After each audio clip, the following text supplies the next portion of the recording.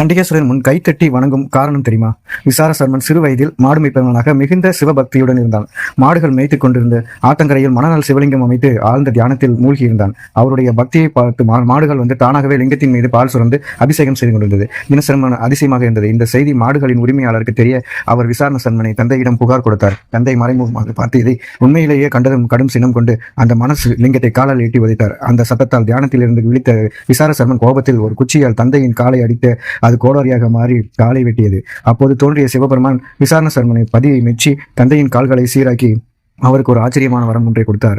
அதன்படி அன்று முதல் அவர் சண்டிகேஸ்வரருக்கு சிவனின் சொத்துக்கள் கணங்கள் அனைத்தையும் காவல் காப்பவனாக திகழ்ந்து தனக்கு நிகழும் பூஜைகளும் மரியாதைகளும் இனி அவருக்கும் கிடைக்கும் என்று அருளினார். நீங்களும் சிவபக்தராக இருந்தால் கீழே சிவசிவா என்று கமெண்ட் செய்யுங்கள். எனவே சண்டிகேஸ்வரர் சிவகணங்களையும் சிவனின் சொத்துக்களையும் காவல் ஆழ்ந்த தியானத்தில் இருப்பதாக நம்பப்படுகிறது. இதனால்தான் சிவனை வேங்கி வரும் பக்தர்கள் இவரிடம் கைகளை தட்டி தான் எந்த சிவ சொத்துக்களையும் எடுத்துச் செல்லவில்லை, அவருடைய அருளையும் ஆசையையும் தவிர வேறு எதையும் நாங்கள் எடுத்து செல்லவில்லை என்பதை சொல்லும் அடையாளமாக தான் கைத்தட்டி செல்கிறோம்.